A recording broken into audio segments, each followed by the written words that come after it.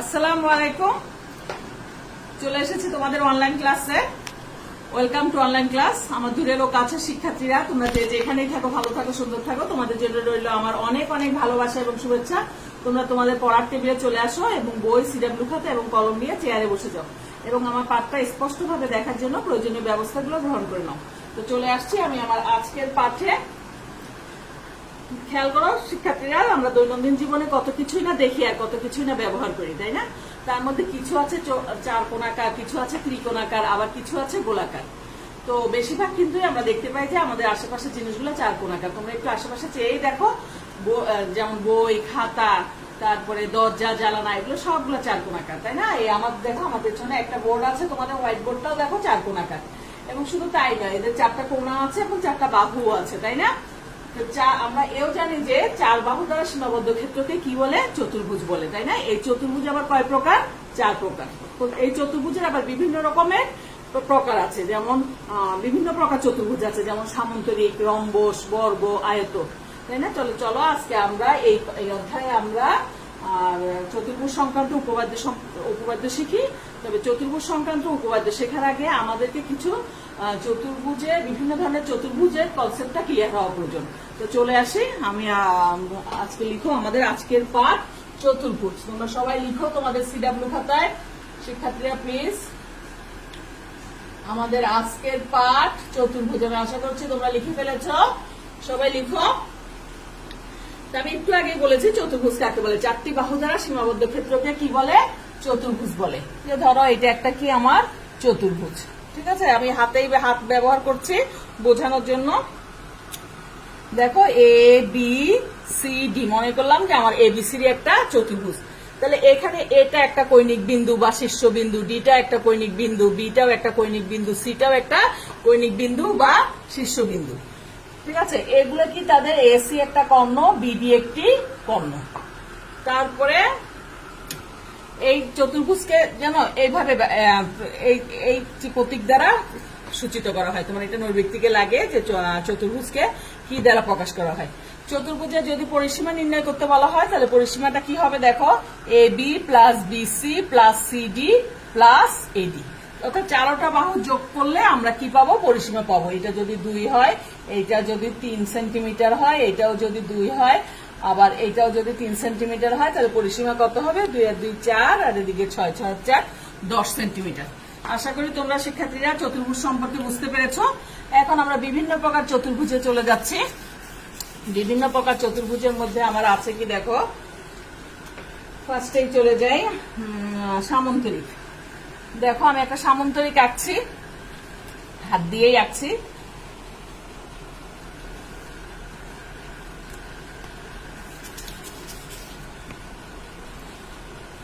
সামন্তরিক কাকে বলে বলো তো দেখি, প্রিয় শিক্ষার্থীরা? সামন্তরিক কাকে বলে দেখি তো, বলতে পারো কিনা? আমি বলছি দেখো, যার বিপরীত বাহুদ্বয় পরস্পর সমান এবং সমান্তরাল। বিপরীত বাহুদ্বয়, আমি এটাকে একটু বড় করে দিই, অনেকটা রম্বসের মতো হয়ে যাচ্ছে না হলে। এই যে বিপরীত বাহুদ্বয় পরস্পর সমান এবং সমান্তরাল, তাকে কি বলে? সামন্তরিক বলে। এর মানে কি দেখো, এইটা এবং একটি কোনো 90 ডিগ্রি হবে না। সামন্তরিকের একটি কোনো 90 ডিগ্রি হবে না, ঠিক আছে? সামন্তরিকটা দেখো, এইটা যদি 4 সেন্টিমিটার হয়, এটাও কত সেন্টিমিটার হবে? 4 সেন্টিমিটার। অর্থাৎ বিপরীত বাহুদ্বয় পরস্পর সমান, এটা আর এটা সমান এবং সমান্তরাল। সমান্তরাল মানে কি? দূরত্ব সমান রেখে যাবি। এখান থেকে এখানে যে দূরত্ব হবে, এখান থেকে এখানে সেই একই দূরত্ব হবে। যেমন সমান্তরাল বলতে কি, আমরা রেল লাইন বহে সমান্তরাল, তোমরা সবাই জানো, তাই না? এদের দূরত্ব সব সময় সমান থাকবে। তারপরে আবার এই বাহু আর এই বাহুর দূরত্ব আবার সমান এবং সমান্তরাল।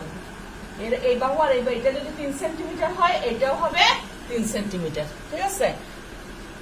আবার এখান থেকে এখানে যে দূরত্ব, এখান থেকে এখানে সেই দূরত্ব সবসময় এরা সমান রেখে, সমান্তরাল রেখে সব সময় এদের দূরত্বটা সমান থাকবে। তাহলে চতুর্ভুজ আমরা সামন্তরিকে কি শিখলাম? যে বিপরীত বাহুদ্বয় পরস্পর সমান এবং সমান্তরাল, এবং এদের কয়টা কোণ? প্রত্যেকটা চতুর্ভুজেই দেখো 4টা কোণ, তাই না? তাহলে আমরা সংজ্ঞা দেওয়ার সময় আমরা কিভাবে সংজ্ঞা দেবো? দেখো বইয়ে অনেকটাই কঠিন করে দেওয়া। তোমরা সবসময় খেয়াল রাখবা যে সংজ্ঞা দেওয়ার সময় আমরা বাহুর কথা উল্লেখ করবো, বাহুগুলা কিরকম, কোণগুলা কিরকম, তারপরেই হয়ে যাচ্ছে। তাহলে এখানে বাহুগুলা আমরা কি বললাম যে বিপরীত বাহুদ্বয় পরস্পর সমান এবং সমান্তরাল। এবার কোণের বর্ণনা কি, একটা কোণ 90 ডিগ্রি না। সবসময় ডেফিনেশনের সময় মনে রাখবা যে বাহুর বর্ণনা দিবা, কোণের বর্ণনা দিবা, বাস সংজ্ঞা হয়ে গেছে। ঠিক আছে, তাহলে এখন এরকম বাস্তবে তোমরা চতুর্ভুজ দেখেছো, এরকম কোন ইয়ে আছে তোমার কাছে বাস্তবে? এরকম একটা সামন্তরিক দেখেছো? এরকম কি আছে বাস্তব উদাহরণ একটা দাও তো দেখি। পারছো কি পারছো না বুঝতে পারছি না, তো আমি বলে দিচ্ছি যে আমরা দেখো সবাই বারাতের সময় ম্যাক্সিমাম সময় মায়েরা দেখবা, তোমাদের মায়েরা দেখবা যে কতগুলা ইয়ে বানাচ্ছে, হালুয়া, অথবা এটাকে কি বলে, হালুয়াই তো বলে, হালুয়া বানায় না, ওই হালুয়াটা কিন্তু এভাবে করেই কাটে। দেখো যে তোমরা এই যে এরকম করে সুজির হালুয়া হোক অথবা ডালের হালুয়া হোক, মায়েদেরকে দেখবা যে এরকম এরকম করে কাঁচি দিয়ে ছুরি দিয়ে করে, তারপরে এভাবে করে কাটে। তোমাদের মায়েরা দেখবে আমার চেয়ে অনেক সুন্দর করে করে সামন্তরিকের মতো করে হালুয়া গুলাকে কাটে। বরফি, এটা আরেকটা নাম আছে বরফি। ঠিক আছে, তাহলে আশা করি তোমরা খেয়েছো এটা, আর যদি না খেয়ে থাকো এই করার অজুহাতে মায়ের থেকে হালুয়াটা খেয়ে নেবে, তাহলে দেখতে পাবে, বাস্তব ভাবেই একেবারে দেখে নিতে পারবে যে সামন্তরিকটা কিরকম। তাহলে সামন্তরিক আমরা শিখে ফেললাম প্রিয় শিক্ষার্থীরা। আমি ধরে নিচ্ছি যে তোমরা এটা বুঝতে পেরেছো, যে বিপরীত বাহুদের পরস্পর সমান এবং সমান্তরাল এবং একটি কোনো 90 ডিগ্রি না, তাকে সামন্তরিক বলে। তাহলে বুঝে ফেলছি আমি সামন্তরিক, ফেলেছো নিশ্চয় তোমরা। এবার চলে আসো আয়ত। মোছাটা উচিত হয়নি, পাশে থাকলে আয়তের সাথে ডিফারেন্সটাকে আমি তোমাদেরকে বুঝাইতে পারতাম। দেখো আয়তটা হচ্ছে এই যে আমার বোর্ডটা কিন্তু একটা আয়ত, তোমার বই, তোমার খাতা, সবকিছু কি আয়ত। তাহলে আমি ফার্স্টেই বলেছিলাম যে আমার বাহুর বর্ণনা দিব, কোণের বর্ণনা দিব। দেখো এরাও কিন্তু পরস্পর সমান এবং সমান্তরাল, তাই না? এবং এদের প্রত্যেকটা আগেরটার সাথে ডিফারেন্স কি, আমি আবার আগেরটা একটু এঁকে দেখাচ্ছি তোমাকে বোঝার জন্য। এখানে বিপরীত বাহুদ্বয় দেখো পরস্পর সমান এবং সমান্তরাল ছিল, এখানেও কিন্তু সেম। এটাও যদি 4 সেন্টিমিটার হয়, এটাও 4 সেন্টিমিটার। ঠিক আছে, এটাও যদি 3 সেন্টিমিটার হয়, এটাও 3 সেন্টিমিটার। ঠিক আছে, কিন্তু ডিফারেন্সটা কি, এখানে একটা কোণ 90 ডিগ্রি ছিল না, কিন্তু এখানে প্রত্যেকটা কোণ কি 90 ডিগ্রি। একটা সামন্তরিকের একটা কোণ যদি 90 ডিগ্রি হয়ে যায়, বাকিগুলো অটোমেটিক 90 ডিগ্রি হয়ে যাবে। সামন্তরিক তখন নিজেও কিন্তু একটা আয়ত হয়ে যায়, নৈর্ব্যক্তিকে আসে, এই ধরনের প্রশ্ন কিন্তু নৈর্ব্যক্তিকে আসে। হ্যাঁ, সামন্তরিকের যদি একটা কোণ 90 ডিগ্রি হয়ে যায়, তখন সেটা আয়তে পরিণত হচ্ছে। তাহলে আমরা কি পেলাম, যে বিপরীত বাহুদ্বয়, এখানে বিপরীত বাহুদ্বয়, বাহুগুলোর বর্ণনা কি, সমান এবং সমান্তরাল, এবং পার্থক্যকে আগেরটা থেকে এখানে প্রত্যেকটা কোণ তোমার 90 ডিগ্রি। এরকম বাস্তবে কি উদাহরণ আছে বলো তো দেখি। এই যে বোর্ডটা, হ্যাঁ, তোমার বই একটা আয়ত, তোমার খাতাটা একটা আয়ত, তারপরে বাসায় তোমার রুমটাও দেখো একটা আয়ত, এরকম অনেক কিছু, তোমার আলমারিটাও আয়ত, বাসায় অধিকাংশ জিনিস তোমার আয়ত।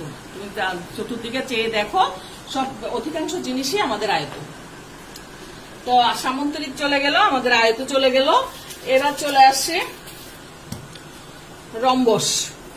দেখো আমাদের চিত্রগুলো আসলে না মুছলেই ভালো হয়, একটার সাথে একটা ডিফারেন্স করে আমি তাহলে তোমাদেরকে দেখাতে পাবো। সামন্তরিকে ছিল কি, বিপরীত বাহুদ্বয় পরস্পর সমান ও সমান্তরাল, কিন্তু দেখো এই দুইটা বাহু কিন্তু বড় ছিল, 4 সেন্টিমিটার, এটাও 4 সেন্টিমিটার। ঠিক আছে, বা এটা যদি 2 সেন্টিমিটার হয়, এটাও 2 সেন্টিমিটার। কিন্তু রম্বসের সামন্তরিকের সাথে আবার রম্বসের ডিফারেন্সটা দেখো, রম্বসও সেম অবস্থা, কিন্তু 4টা বাহু সমান। রম্বসের আমার 4টা বাহু সমান। এই রম্বসের সামন্তরিকের মতোই দেখো, কিন্তু সামন্তরিকের 4টা বাহু সমান ছিল না, বিপরীত বাহুদ্বয় পরস্পর সমান এবং সমান্তরাল ছিল। রম্বসের 4টা বাহু সমান এবং একটি কোণ 90 ডিগ্রি না। ঠিক আছে, আশা করি বুঝতে পেরেছো, একটা কোণ 90 ডিগ্রি না। এটা কি আমার রম্বস। আমার নিচের নামটা লিখে দেওয়া দরকার, আসলে লিখিনি আমি। এটা হলো রম্বস, এটা হচ্ছে আয়ত, আর এটা হচ্ছে সামন্তরিক। এটা হচ্ছে সামন্তরিক।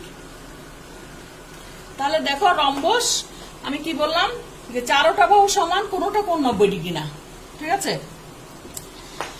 এদেরও কিন্তু বিপরীত বাহুদ্বয় দেখো পরস্পর সমান এবং সমান্তরাল। হ্যাঁ, বিপরীত বাহুদ্বয় বলার দরকার নাই, যেহেতু আমরা 4টা বাহুর কথা এখানে উল্লেখ করছি।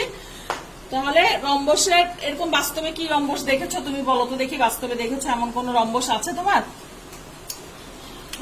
বলো দেখি, এরকম তোমরা দেখো দোকানে গিয়ে চিপস খাও তাই না? নিমকি চিপসটা খেয়েছো কিনা আমি জানি না, যদি না খেয়ে থাকো খাবে অথবা বাসায় বানাবে। প্রত্যেকটা এই একটা রুটিকে কেটে কেটেও বানানো যায়। বাসায় রুটি খাও না তোমরা? রুটিকে কেটে কেটে একদম এভাবে করে কাঁচি দিয়ে কেটে কেটে ছোট্ট করে করে নিমকি চিপস বানানো যায়, একেবারে রম্বসের মতো হয়ে যায়। হ্যাঁ, যদিও আমার এখানে আঁকাটা সুন্দর হচ্ছে না, তারপরে ডুবন্ত তেলে ভেজে তুমি খেয়ে দেখবে। তাহলে রম্বসের বাস্তব উদাহরণ আমরা কি পেলাম? নিমকি চিপস। তারপরে সামন্তরিকের উদাহরণ কি পেয়েছিলাম? হালুয়া। আয়তের উদাহরণ কি পেলাম? এই বোর্ডটা নিজেই একটা আয়ত, তাই না? এবার আসো বর্গ। বর্গ দেখো, বর্গেরও চারোটা বাহু সমান। রম্বসে যেরকম চারোটা বাহু সমান, সরি, বর্গেরও চারোটা বাহু সমান। রম্বসে আমার চারোটা বাহু সমান বলেছিলাম না, একটা কোনো 90 ডিগ্রি না, কিন্তু বর্গের চারোটা বাহু সমান, বাট প্রত্যেকটা কোণ 90 ডিগ্রি। ডিফারেন্সটা রম্বসের সাথে ডিফারেন্সটা দেখো, প্রত্যেকটা কোণ আমার 90 ডিগ্রি। এরকম বর্গ দেখেছো? এরকম বাস্তব উদাহরণ আছে তোমার? বলো, বাস্তবে বর্গ দেখেছো এরকম কি উদাহরণ আছে? এই যে দেখো, তুমি ক্রাম বোর্ড খেলো তাই না? ক্রাম বোর্ড খেলো, ক্রাম বোর্ডটা কি? বর্গ, চারোদিকে বাহু সমান, প্রত্যেকটা কোণ 90 ডিগ্রি। আমার এখানে দেখো, আমি একটা তোমাদের জন্য লুডুর কোড রেখেছি, দাবার কোড রেখেছি। দেখো, এটাও লুডুর কোডটা বর্গ, দাবার কোডটাও বর্গ, লুডুর কোডটাও কি বর্গ। বা বাস্তবে এরকম আর কি, তোমরা মাথায় স্কার্ফ ব্যবহার করো, দেখবে স্কার্ফটাও সাধারণত বর্গ হয়, যদিও বর্গের মতো করে বানায়। অথবা রুমালটা দেখো, আমার এখানে একটা রুমাল আছে বোর্ড মোছার জন্য, এটাও কি বর্গ, তাই না? এরকম বর্গেরও কিন্তু অনেক উদাহরণ আছে। যে দেখো, এদিকটা সমান সমান হলে বুঝে নেবে যে এটাও একটা বর্গ। চারো বাহু সমান, দেখছো, চারো বাহু সমান। এই ধরনের বাস্তবে আমাদের বর্গেরও অনেক উদাহরণ দেখা যায়। তো এখন আমরা চলে যাব চতুর্ভুজ সংক্রান্তের উপপাদ্যে। আশা করি তোমরা এগুলো বুঝতে পেরেছো প্রিয় শিক্ষার্থীরা। যা যা পড়িয়েছি আমরা, কি কি পড়ালাম একটু আগে, যে প্রথমে পড়ালাম সামন্তরিক, তারপরে আয়ত, তারপরে রম্বস, তারপরে বর্গ। তাহলে মুছে ফেলছি, আমরা চলে যাচ্ছি এখন উপপাদ্য 1-এ। উপপাদ্য পড়ানোর আগে আমি প্রথমে যে কথা বলতে চাচ্ছি, এই অধ্যায় থেকে একটা প্রশ্ন তোমাদের থাকে, বোর্ড পরীক্ষায় একটা প্রশ্ন থাকেই। প্রথমে থাকে সাধারণত একটা সংজ্ঞা থাকে, প্রথমে দেখবে যে একটা সংজ্ঞা থাকে, তারপরে দেখা যায় যে সাধারণত দেখা যায় উপপাদ্যে একটা আসে। আর এগুলো না হয়, রিপিট হয়। তোমরা কোনোটা বাদ দিবে না যে গতবার এসে গেছে এটা আর পড়বো না, তা না। সাধারণত আমি প্রায় সময় দেখছি যে উপপাদ্য 3টা আসে, শুধুমাত্র নামটা চেঞ্জ করে দেয়, ABCD, ওখানে PQRS অথবা অন্য কোনো নাম দিয়ে দেয়। সেজন্য উপপাদ্য 3টা যারা দুর্বল স্টুডেন্ট তারা একেবারে ভালো করে শিখবে, আমি বুঝাই দিব। আর উপপাদ্য 1ও আসে, সম্ভবত গতবার উপপাদ্য 1ও আসছে, 3ও আসছে, ঠিক আছে? এখন গতবার এসে গেছে বলে তোমরা না পড়ে বসে থাকবে না, এটা আবারও আসে। আবার ওদিকে নয়, পিথাগোরাসের উপপাদ্য, এটা তো পরাপর 3বার আসছে, গতবার সহ পরাপর 3বার আসছে। তাই বলে এখন যদি মনে করো যে না চতুর্থবার আসবে না, তাহলে সেটাও ভুল করবে, তো ওটাও পড়বে।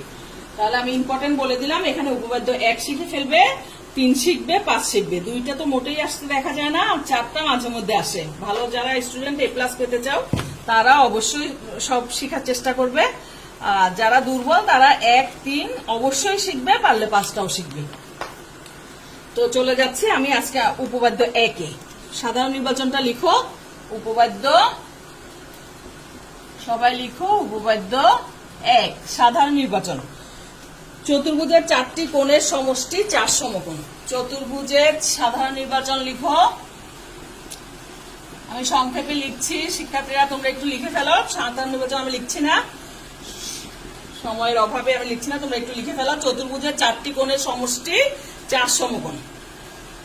বিশেষ নির্বাচন, বিশেষ নির্বাচন লিখবো। মনে করি ABCD একটি চতুর্ভুজ, প্রমাণ করতে হবে যে কোণ A যোগ কোণ B যোগ কোণ C যোগ কোণ D সমান 4 সমকোণ।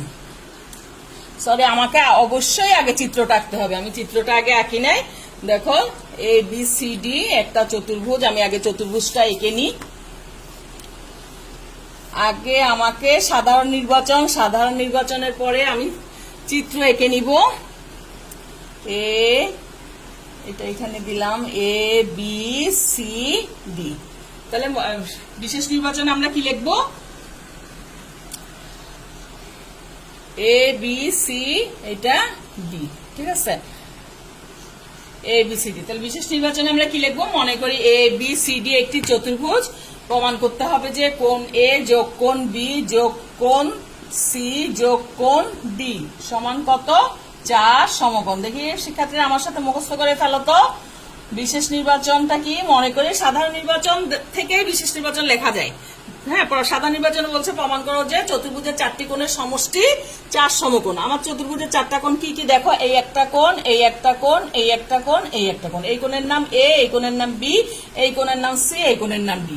তাহলে আমি শুধু নাম দিয়েছি। ডিফারেন্সটা কি? সাধারণ নির্বাচনের সাথে বিশেষ নির্বাচনের ডিফারেন্সটা শুধু আমি এখানে নাম দিয়েছি। 4টা কোণের সমষ্টি কত? 4 সমকোণ। এবার অঙ্কন। প্রমাণের সুবিধার্থে আমার কখনো কখনো অঙ্কনের প্রয়োজন হয়, কখনো কখনো প্রয়োজন হয় না। তো এটা আমার প্রয়োজন হবে, সেই জন্য আমি অঙ্কনটা নিয়েছি। অঙ্কনটা কি? এসি এবং বিডি যোগ করি, এসি এবং বিডি যোগ করি। এগুলাকে কি বলে? কর্ণ বলে। আমি তোমাদেরকে ডেফিনেশন পড়ানোর সময় বলে নিয়েছিলাম এগুলো আমার কি? কর্ণ। এখন দেখো এসি কর্ণ এই চতুর্ভুজটাকে কয়টা অংশে বিভক্ত করেছে? আচ্ছা সরি, বিডি যোগ করবো না, আমরা ভুল করে ফেলেছি, সরি। এসি কর্ণ এবিসিডি চতুর্ভুজকে 2টি অংশে বিভক্ত করেছে, তাই না? একটার নাম কি? এবিসি ত্রিভুজ, আর একটা ত্রিভুজের নাম কি? এবিসি। এখন আমরা ত্রিভুজ এবিসি কি পাই? দেখো ওই কথাগুলো লিখবে, ওগুলো বইয়ে লেখা আছে, আমি সংক্ষেপে বলে যাচ্ছি। ত্রিভুজ এবিসি ফার্স্টে লিখবে এসি কর্ণ চতুর্ভুজ এবিসিডি কে 2টি অংশে বিভক্ত করেছে। অংশ দুইটা কি? একটা ত্রিভুজ এবিসি এবং আরেকটা কি? এবিসি।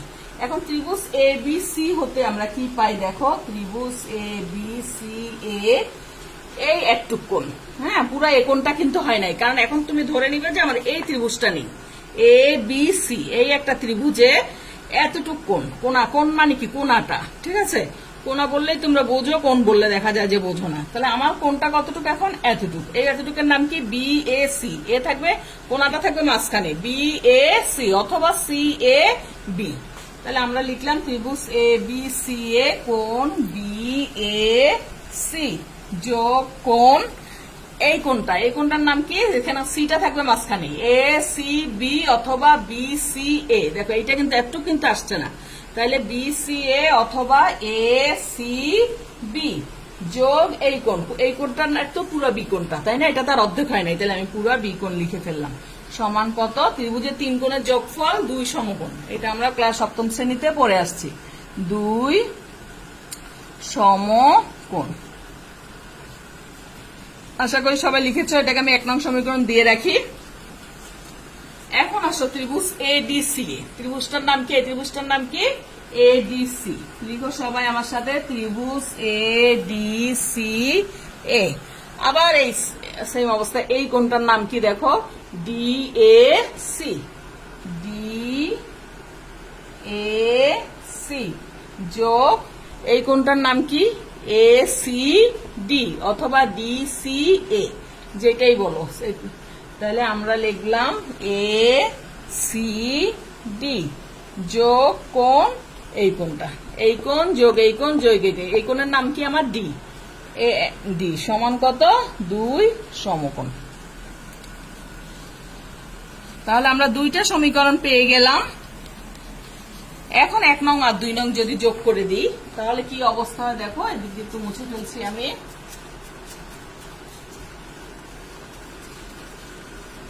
1 ও 2 নং যোগ করে পাই।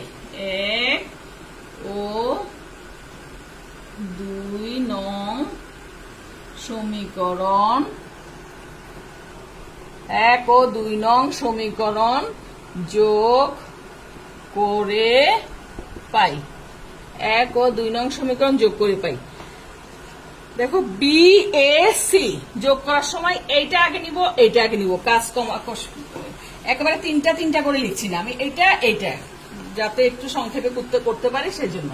তাহলে বি এ সি যোগ ডি এ সি, এটার সাথে এটা নিলাম ডি এ সি। হ্যাঁ, এখানে দরকার হলে আমি একটা ব্র্যাকেট দিলাম তোমার বোঝার জন্য, যদিও বইয়ে ব্র্যাকেট দেয়নি। এসিবি যোগ ACD, ACB ACB that means এই কোণ, আর একটা হচ্ছে এসিডি এই কোণ। এসিবি যোগ কোণ এসিডি ঠিক আছে, তারপরে বি কোণ যোগ ডি কোণ, কোণ বি যোগ কোণ ডি সমান 2 সমকোণ আর 2 সমকোণ, কয় সমকোণ হলো 4 সমকোণ। দেখো তো একটু বুঝছো কিনা। আমি এই ত্রিভুজটা নিয়ে একবার কাজ করব, এই ত্রিভুজটা একবার নিয়ে কাজ করব। এই ত্রিভুজে 3 কোণের যোগফল কয় সমকোণ? 2 সমকোণ। আবার এই ত্রিভুজের 3 কোণের যোগফল কয় সমকোণ? 2 সমকোণ। এই দুইটাকে আবার যোগ করে দিলাম। যোগ করার সময় এইটার সাথে এইটা লিখছি, এইটার সাথে এইটা লিখছি, এইটার সাথে এইটা লিখছি, লিখে 2 সমকোণ 2 সমকোণ কয় সমকোণ হয়ে গেল? 4 সমকোণ। ঠিক আছে, তারপরে দেখো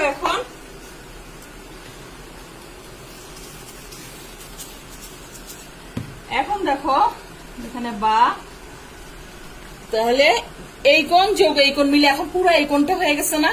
আমার ছিল এতটুক, এই কোণের অর্ধেক, এদিকে ছিল এই কোণের অর্ধেক, মিলে পুরা এই কোণটা হয়ে গেছে না? তাহলে আমি এটাকে লিখতে পারি কি পুরা এই কোণ, অথবা বি এ ডি ও লিখতে পারো। তাহলে আমি পুরো এই কোণ লিখলাম। আবার দেখো A C D that means এই কোণ, আবার A C B that means এই কোণ, পুরোটা মিলে এখন কোণ সি হয়ে গেছে না?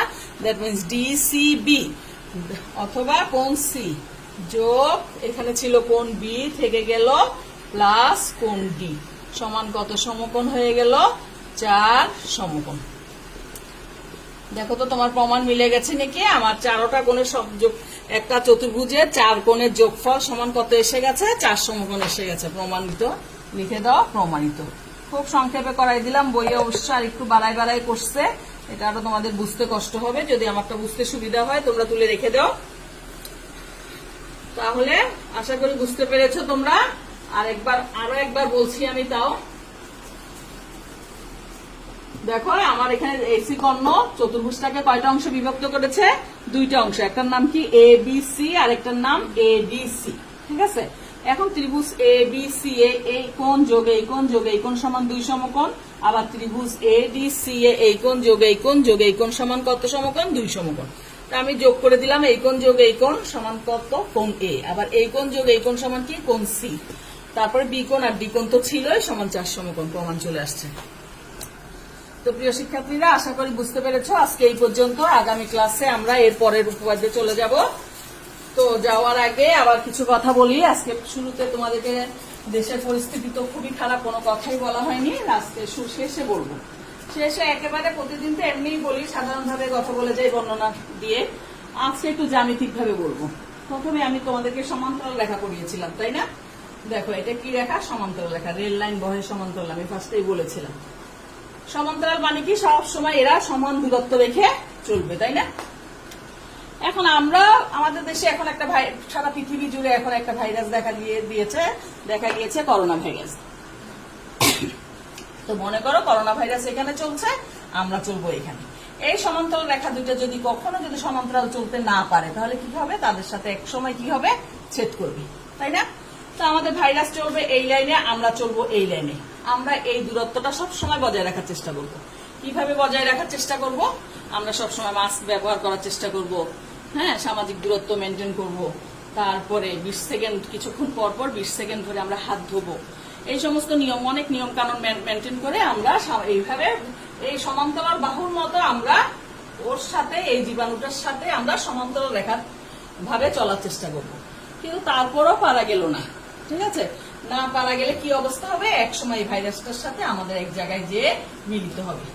যাকে আক্রমণ করবে, যে যার দুর্ভাগ্য, তার সাথে এখানে গিয়ে তার সাথে মিলিত হবে। ভাইরাসের সাথে মিলিত হলে কি অবস্থা হবে? ভাইরাসের সাথে ফাইট করতে হবে। আর ফাইট করার জন্য আমাদের যেটা প্রয়োজন সেটা হলো আমাদের শক্তি।